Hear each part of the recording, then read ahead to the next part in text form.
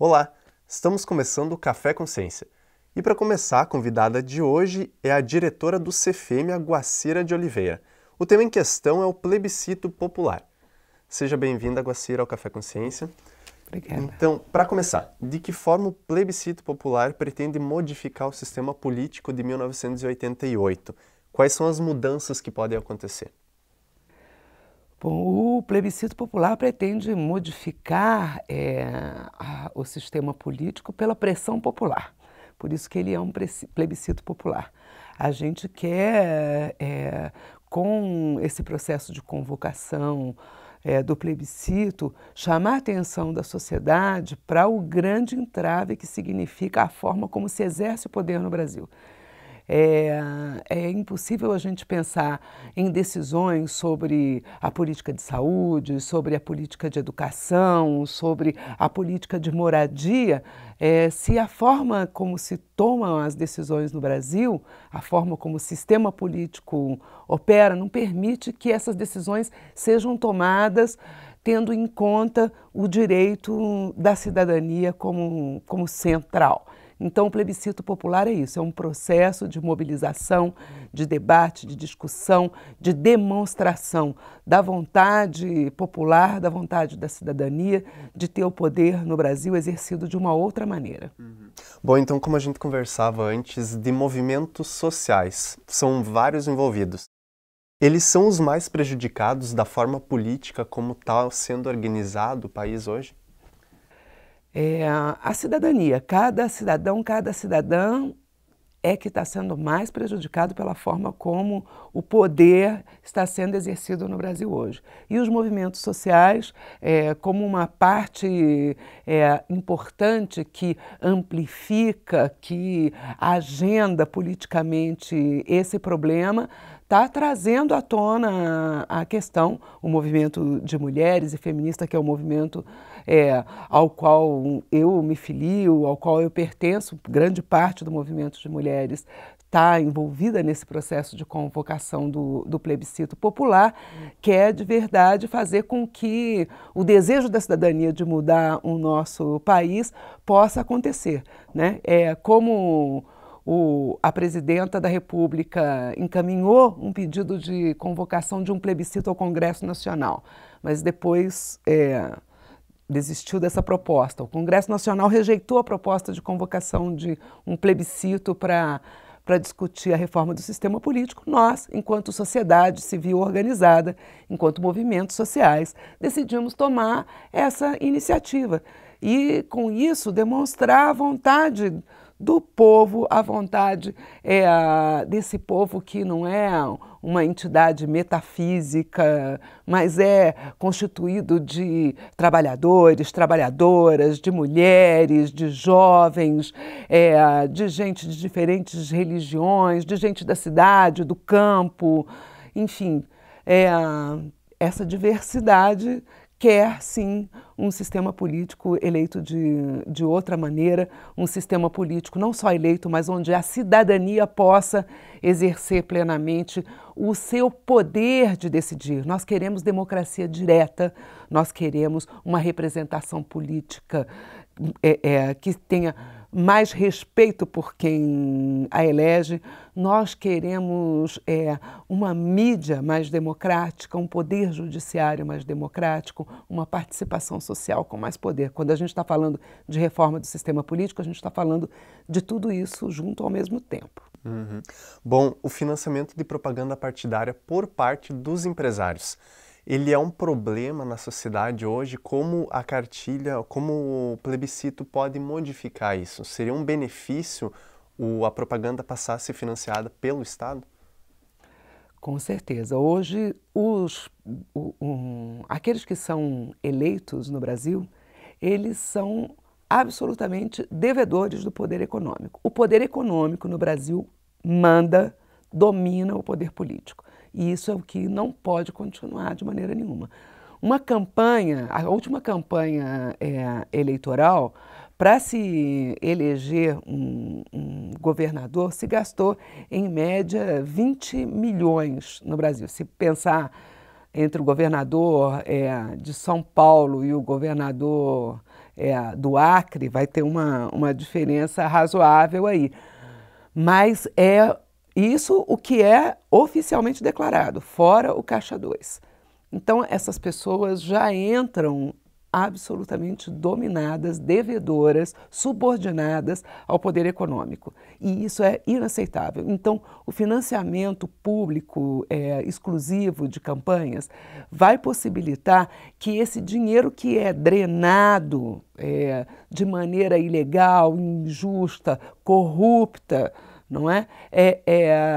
Não seja mais drenado dessa maneira e que aquele e aquela que forem eleitos devam a sua eleição principalmente ao eleitor, à eleitora, ao cidadão, à cidadã que elegeu essa pessoa e não à empresa, ao empresário, a quem bancou a sua campanha eleitoral.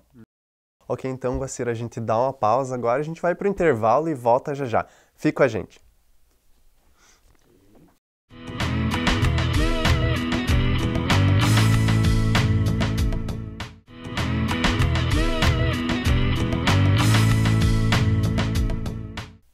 Voltamos com o Café Consciência, que hoje recebe a diretora do CFM, a Guacira de Oliveira.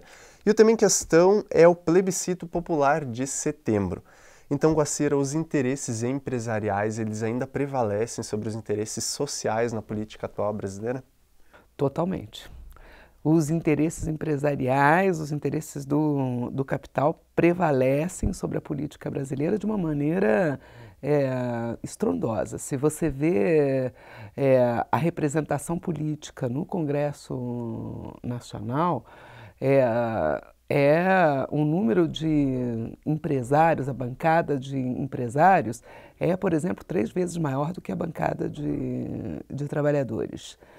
Se você considerar o número de homens no Congresso Nacional e o número de mulheres, a bancada dos homens é 10 vezes maior do que a bancada das mulheres.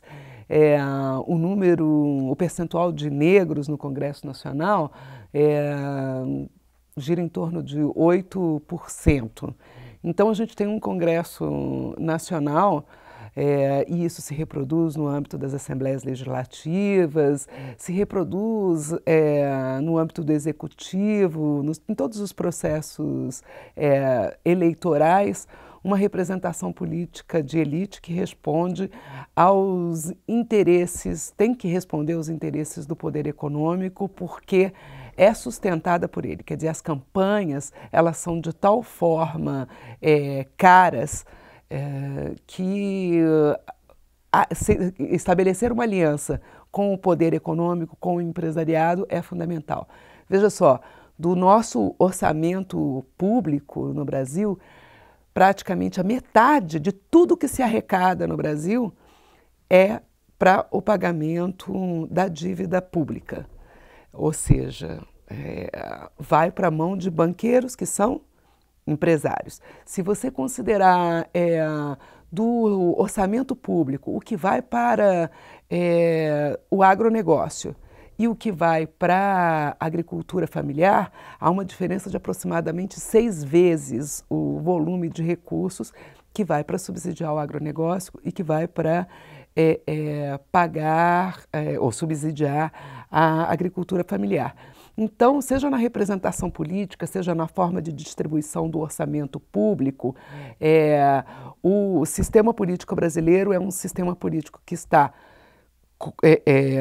aliançado com o poder econômico, é um sistema patriarcal, na medida em que exclui negros e indígenas, é um sistema racista, certo?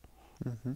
Bom, então a política neoliberal adotada após a ditadura, ela pode ser considerada prejudicial às propostas que o plebiscito ele propõe, por exemplo, a distribuição de renda e a reforma agrária? Com certeza. A gente tem convicção absoluta de que a democratização do poder é um elemento fundamental para promover justiça social. Sem democratizar o poder, não há justiça social, não há igualdade. O poder está concentrado ele é excludente para manter a ordem do jeito que está. A ordem da exploração, a ordem da discriminação, a ordem da dominação, a ordem da devastação da natureza. Essa é a ordem que está estabelecida a partir de um poder altamente excludente. Nós, do movimento de mulheres e feministas, estamos especialmente envolvidas nessa campanha do plebiscito popular, lutando por condições paritárias para o exercício do poder. As mulheres estão excluídas do poder desde sempre no Brasil, e nós estamos lutando por condições paritárias para exercer o poder. A gente não pode aceitar que um sistema político tenha 90% de homens e 10% de mulheres, que as mulheres não tenham políticas públicas que lhes permitam dedicar tempo, ou o mesmo tempo que os homens podem dedicar para a participação política, seja participação política no sindicato, seja participação política no movimento social, seja participação política como deputada, como presidenta da República. As mulheres hoje no Brasil não têm essa condição. Nós temos uma dupla jornada de trabalho e as mulheres dos segmentos populares estão absolutamente subrepresentadas no Congresso Nacional. Então, quando a gente está brigando por esse plebiscito popular, por uma reforma do sistema político, a gente quer enfrentar esse caráter neoliberal, racista, patriarcal, que o sistema político está carregado. Bom, e o plebiscito ele pretende mudar várias áreas da política brasileira, no geral. Como os movimentos que estão construindo esse plebiscito, eles lidam com a ideia que para algumas pessoas pode parecer um tanto utópica de uma modificação da política brasileira? A gente tem trabalhado com a proposta de poder popular, não é? Quer dizer que o poder está na mão do povo, na mão da cidadania. Se a gente quer uma transformação, se mobiliza, se organiza, pressiona, a gente pode fazer as transformações que a gente quer. Transformar o sistema político é uma medida, vamos dizer, estratégica, crucial para isso. Então, as transformações num país altamente injusto como é o Brasil, extremamente desigual, nós somos um dos países mais desiguais do mundo, não é verdade? Não acontecem de uma hora para outra, né? Mas elas só acontecem se a gente imaginar. Se a gente nem puder imaginar o que a gente quer, a gente não avança nenhum milímetro. E a gente tem certeza que as mulheres, os homens, o povo brasileiro tem sonhos de justiça, desejo de mudança que pode realizar, que a gente tem poder para realizar. A gente está vivendo numa democracia chamada de baixa intensidade, né? Aquela democracia que muda muito pouco as coisas, e o exercício ativo da cidadania é algo que pode transformar essa democracia de baixa intensidade numa democracia de alta intensidade, numa democracia capaz de produzir, gerar processos de transformação social importantes que nos aproximem daquilo que são os nossos sonhos, né? O nosso desejo de viver bem, melhor, sem violência, com justiça para todas e cada uma das pessoas. Ok, então, muito obrigado, Guacira, pela participação aqui no Café Consciência.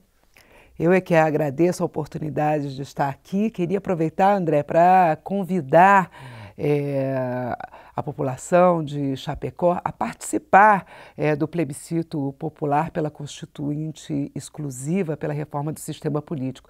Em todo o Brasil, as pessoas estão se organizando para isso de 1º a 7 de setembro.